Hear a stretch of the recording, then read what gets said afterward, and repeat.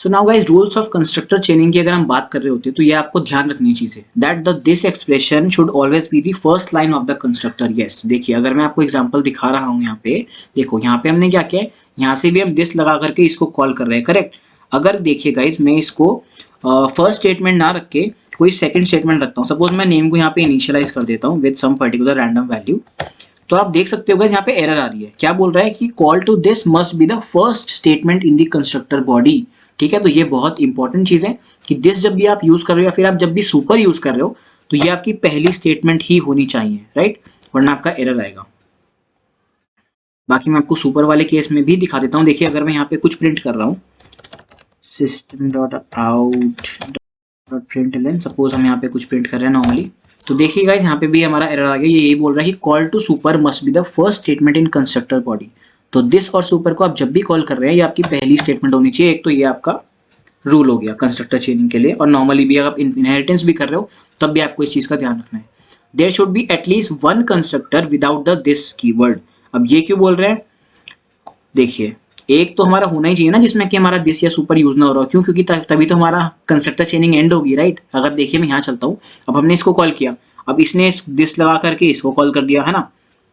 अब अगर मैं फॉर एन एग्जाम्पल यहाँ पे दिस लगा देता हूँ तो इससे क्या होगा गाइस, दिस से हमारा ये कॉल होगा, इससे ये कॉल होगा, तो यहाँ पे लूप में फंस जाएगा, डेडलॉक क्रिएट हो जाएगा।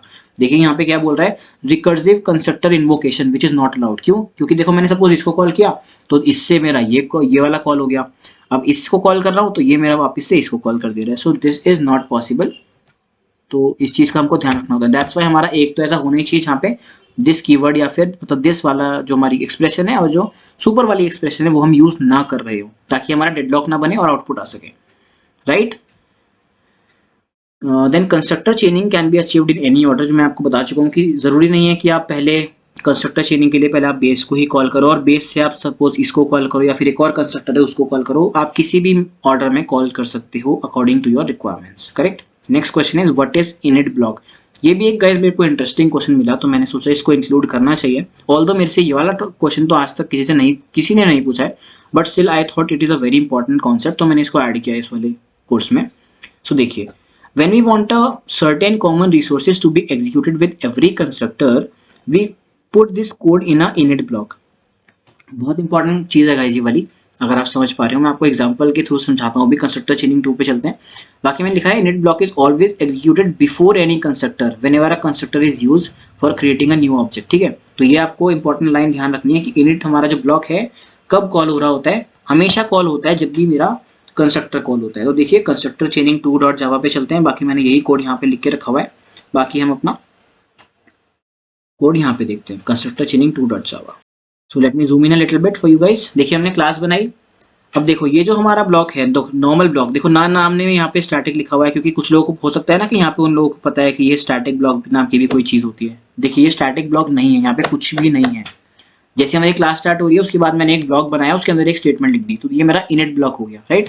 एंड ये ब्लॉक मेरा हमेशा हर कंस्ट्रक्टर से पहले एग्जीक्यूट होगा ही होगा।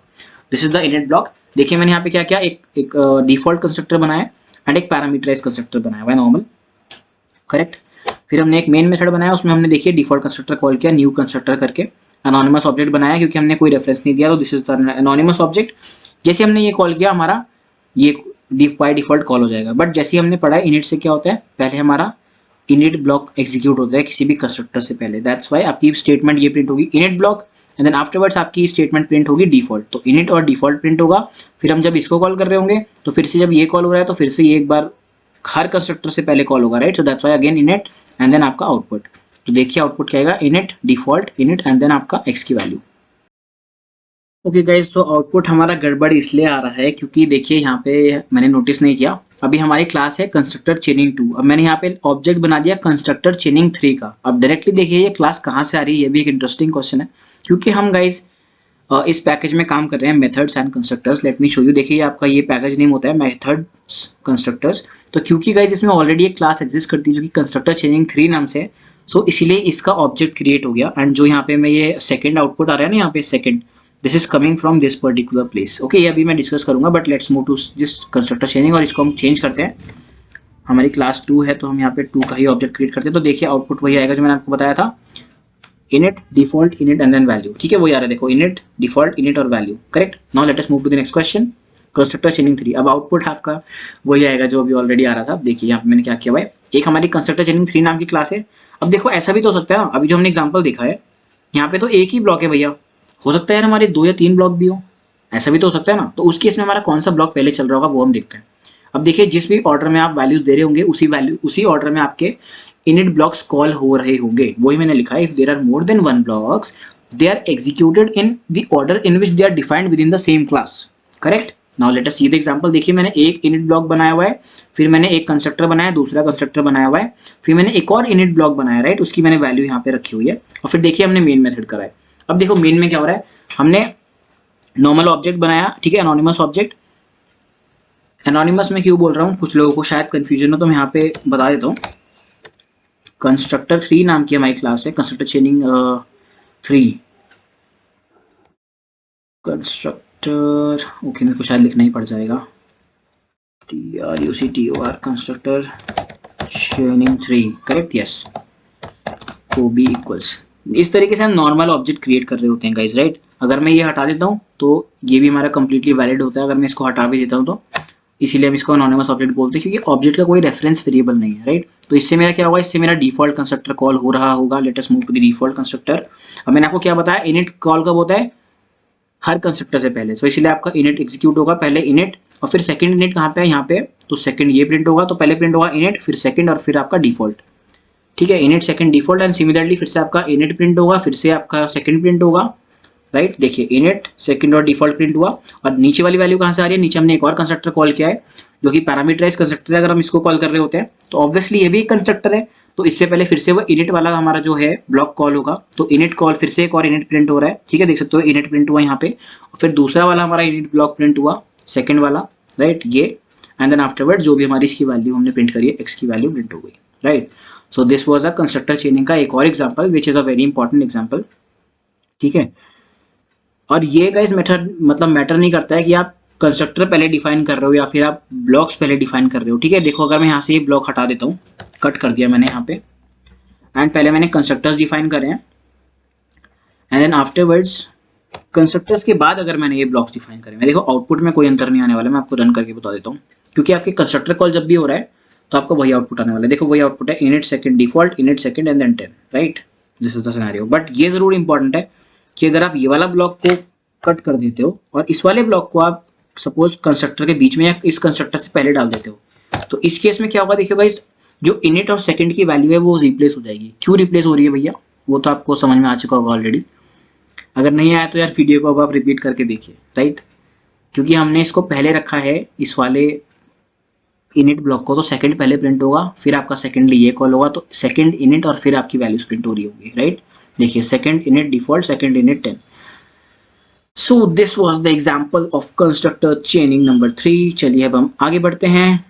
सो गाइज ये कंस्ट्रक्टर चेनिंग 3 का हम एग्जांपल ऑलरेडी देख चुके हैं। देखिए मैंने यहाँ पे दोबारा से मेंशन किया हुआ है कि if there are more than 1 blocks they are executed in the order in which they are defined within the same class. तो जिस भी ऑर्डर में आप डिफाइन कर रहे होंगे इनिट ब्लॉक्स को, वो उसी ऑर्डर में एग्जीक्यूट हो रहा होगा। Now the next important question which is generally asked in interview is कि जावा में कॉपी कंस्ट्रक्टर का कॉन्सेप्ट होता है क्या, क्योंकि यार आपका सी प्लस प्लस वगैरह में तो होता है, करेक्ट। अगर आपने सी प्लस प्लस वगैरह पढ़ी है तो there is a concept of copy constructor. Now what is copy constructor in Java specifically. कुछ लोग सोचते हैं कि हमने तो यार ऐसा पढ़ा ही नहीं है तो ऐसा होता नहीं होगा, तो दे टेल कि I have no idea about this generally, but this is the case कि कॉपी कंस्ट्रक्टर जावा में होता है, बट ये ऑटोमेटिकली प्रोवाइड नहीं होता है कंपाइलर द्वारा या फिर जावा लैंग्वेज द्वारा, ये हमें खुद से बनाना पड़ता है कॉपी कंस्ट्रक्टर। देखो मैंने वही लिखा हुआ है in Java a copy constructor, oh sorry let me move it down, ऊपर पहुंच गए, right. So it is a special type of constructor that creates an object using another object of the same Java class. This is important. Okay, I have highlighted this. It returns a duplicate copy of an existing object of the class. तो basically ये एक नया object बना के हमको provide कर रहा होता है, ठीक है, कॉपी बना रहा होता है उसी सेम ऑब्जेक्ट की। तो देखिए मैंने यहाँ पे एक एग्जांपल लेके रखा हुआ है, बाकी एग्जांपल को कैसे हम IDE में देखते हैं, थोड़ा ज़्यादा सुंदर दिखेगा हमको, right. Copy constructor example dot Java, so here we are, ठीक है, थोड़ा सा लंबा है कोड, थोड़ा सा इसको मैं हटा देता हूँ ताकि आपको पूरा कोड दिखाई दे। ओके लेट अस सी नाउ। तो देखिए गाइज कॉपी कंस्ट्रक्टर को हम यहाँ पे देख रहे हैं, हमने एक यहाँ पे क्लास बनाई हुई है complex class, and then afterwards यहाँ पे हम कॉपी कंस्ट्रक्टर एग्जांपल क्लास हमने बनाई हुई है। कॉम्प्लेक्स में देखिए हमने क्या क्या किया हुआ है, सपोज कॉम्प्लेक्स नंबर्स हमने सब नहीं पढ़े हैं, राइट।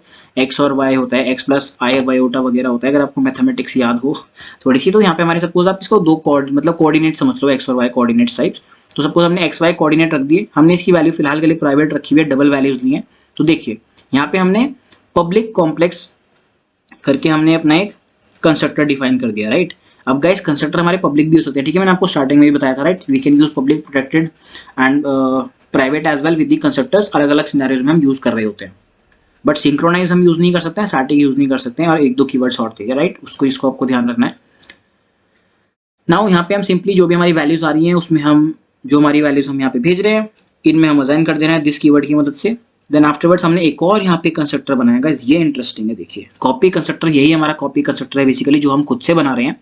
देखिए जो भी आपका क्लास का नेम है complex, let me zoom in a little bit. Complex जो हमारी क्लास का नेम है हमने वही रखा है, और यहाँ पे हम कॉम्प्लेक्स टाइप का ही ऑब्जेक्ट भेज रहे हैं, राइट। सो कॉपी कंस्ट्रक्टर के सिनेरियो में जो हमारी क्लास है हम उसी क्लास का ऑब्जेक्ट भेज रहे होते हैं, और फिर हम उसकी वैल्यूज, मतलब जो हम ऑब्जेक्ट में सपोज जो वैल्यू भेजेंगे ना दोस्तों, सपोज हमने इसमें भेजी सी की वैल्यूज, सी के अंदर जो एक्स है उसमें 1 है और वाई में 2 है, तो 1 और 2 जो है हम उसमें एक्स और वाई की वैल्यू को, मतलब हम एक्स और वाई की जो वैल्यू हमारी ऑब्जेक्ट वाली है, जो ऊपर वाली वैल्यूज हैं, इसमें हम लोग कॉम्प्लेक्स में जो वैल्यूज आ रही है इसको असाइन कर दे रहे हैं। तो this is what we call as the copy constructor normal, right. और देखिए ये हमने नॉर्मल ओवरराइड किया हुआ है गाइस, ये हमारा ऑब्जेक्ट क्लास का मेथड होता है, correct. Overriding this particular method to string method. बाकी ओवरराइड एनोटेशन देना you can remove it as well, अगर आप इसको नहीं भी देते हैं तो not an issue, but as a good practice हम लोग दे रहे होते हैं, correct. So let's move down. देखिए अब कॉपी कंस्ट्रक्टर एग्जाम्पल की बात आती है तो हमने सिंपली एक मेन बनाया। अब देखिए हमने एक कॉम्प्लेक्स क्लास जो ऊपर थी उसका हमने एक ऑब्जेक्ट बनाया न्यू कॉम्प्लेक्स, और इसमें वैल्यू भेज रहे हैं 10 और 15, right. So let's move ahead. 10 और 15 हमने वैल्यू भेजी, तो इसमें हमारी 10 और 15 वैल्यू स्टोर हो गई। सिंपल सी बात है, बिल्कुल कोई भी टेंशन वाली बात नहीं है, आपको समझ में आ चुका होगा। नाउ लेट्स सी, देखिए यहाँ पे हमारा कॉपी कंस्ट्रक्टर कॉल होने वाला है। देखिए हमने copy complex 2 equal to new complex, हमने एक ऑब्जेक्ट बनाया, बट इसमें हमने जो यहाँ पे वैल्यूज भेजी है, देखिए हमने कंस्ट्रक्टर 1, मतलब जो हमने ये बनाया था ना ऊपर ऑब्जेक्ट C1, ये वाला ऑब्जेक्ट जो है हमने ये पूरा का पूरा C1 ऑब्जेक्ट जो बनाया था ऊपर, ये हमने इसमें भेज दिया, इसका रेफरेंस वेरिएबल बेसिकली, राइट। तो हमने ये भेज दिया, तो इसमें हमारी वैल्यूज क्या क्या है गाइस, 10 और 15 है। तो अब देखिए हमने इस वाले कंस्ट्रक्टर को कॉल किया, सो यहाँ पे हमारा कंट्रोल आ गया, राइट। अब इसके अंदर हमने 10 और 15 भेजा है, तो सी डॉट एक्स मतलब 10 और सी डॉट वाई मतलब 15 हो गया। तो इसके जो एक्स और वाई वेरिएबल्स हैं ऑब्जेक्ट के, उसमें हमारी वैल्यू स्टोर हो गई क्या, 10 और 15। अभी एक्स और वाई किस ऑब्जेक्ट की बात कर रहे हैं हम यहाँ पे, जो हमने यहाँ पे C2 बनाया। तो C2 के अंदर आपकी गाइस देखिए सिमिलर वैल्यूज कॉपी हो गई हैं 10 और 15 with the help of this particular constructor जो हमने कॉम्प्लेक्स कंस्ट्रक्टर यहाँ पे बनाया हुआ है। तो ये हमारा कॉपी कंस्ट्रक्टर है, इसलिए मैंने यहाँ पे एक स्टेटमेंट डाल दिया कि copy constructor is called, correct. And देखिए इससे कोई फर्क नहीं पड़ेगा अगर मैं यहाँ पे complex C3 equal to C2 कर दूं, क्योंकि आपको मैं बहुत बार बता चुका हूँ कि कॉम्प्लेक्स C3 जब हम लिख रहे होते हैं या कुछ भी हम लिख रहे होते हैं, तो this is just a reference variable. यहाँ पे हमने ऑब्जेक्ट नहीं क्रिएट किया है। क्यों? ऑब्जेक्ट क्रिएट हमेशा न्यू कीवर्ड की मदद से होता है यहाँ पे, तभी हमारा ऑब्जेक्ट बनता है, राइट। तो C3 इक्वल टू C2 का मतलब यही होगा कि जो C2 ऑब्जेक्ट हमारा बना है उसको C3 भी पॉइंट कर रहा है, तो इसका कोई आउटपुट नहीं आएगा, but this is just for our understanding. Following does not involve a copy constructor call as primitive variables are just the references। ठीक है, मैंने आपको वही चीज बताई, यहाँ पे कोई भी कंस्ट्रक्टर कॉल नहीं होगा, ये हमारी कोई भी कॉपी कंस्ट्रक्टर की कॉल नहीं है। और देखिए हमने C2 प्रिंट किया तो आउटपुट क्या आने वाला है, क्लास नेम @hashcode जनरली आता है, बट हमने यहाँ पे क्योंकि अगर आपको नहीं पता मैं क्या बात कर रहा हूँ, क्लास नेम @hashcode, मैंने आगे एग्जांपल्स लिए हैं गाइस टॉपिक्स में काफी सारे, तो आपको वहाँ पता चल जाएगा। एरेज वगैरह में हमने काफी अच्छे से डिस्कस किया हुआ है। So I am just leaving it for now, आप आगे कॉन्सेप्ट पढ़ेंगे आपको पता चल जाएगा। सिंपल सी बात ये कि अगर हम रेफरेंस वेरिएबल प्रिंट कर रहे होते हैं तो आपका टू स्ट्रिंग इंटरनली कॉल होता है मेथड, जो कि हमारा ऑब्जेक्ट क्लास में ऑलरेडी एग्जिस्ट करता है। यहाँ पे तो हम इसको ओवरराइड करे हुए हैं, तो इस तरीके से हमारा आउटपुट आएगा, एक्स और वाई की वैल्यू प्रिंट हो जाएगी। So let me just rerun this. I hope आपको ये समझ आया होगा। इस थोड़ा सा लंबाई वाला एग्जांपल था, वरना जनरली हमने छोटे छोटे एग्जांपल्स लिए थे। आप देख सकते हो कॉपी कंस्ट्रक्टर कॉल्ड प्रिंट हो रहा है और वैल्यूज प्रिंट हो गई है, right. So this is the scenario. जैसे हमारा ये वाला कॉल हुआ, देखिए तो सीन क्या हो रहा है, ये प्रिंट हुआ copy constructor called, right. And then afterwards ये जो लास्ट वाली लाइन है SOPLN C2 हम जो प्रिंट कर रहे हैं उसकी वजह से हमारा टू स्ट्रिंग मेथड कॉल हुआ, उसकी वैल्यूज प्रिंट हो गई एक्स और वाई की वैल्यू, राइट। एंड C2 के अंदर तो हमारी वैल्यूज थी ही 10 और 15, यहाँ पे हमने कॉपी किया था, है ना, कॉपी कंस्ट्रक्टर का कंसेप्ट यूज करके। दैट्स वाई 10 और 15 प्रिंट हो गया। सो कॉपी कंस्ट्रक्टर अगर आप इसे इंटरव्यू में पूछ रहे हैं तो आप ये एग्जाम्पल टाइप का छोटा सा दे सकते हैं, एंड आप समझा सकते हैं कि कॉपी कंस्ट्रक्टर से इस तरीके से हम वैल्यू कॉपी कर रहे होते हैं। सो गाइस मेजर कॉन्सेप्ट लगभग हम डिस्कस कर चुके हैं। Now let us see some multiple choice questions as well.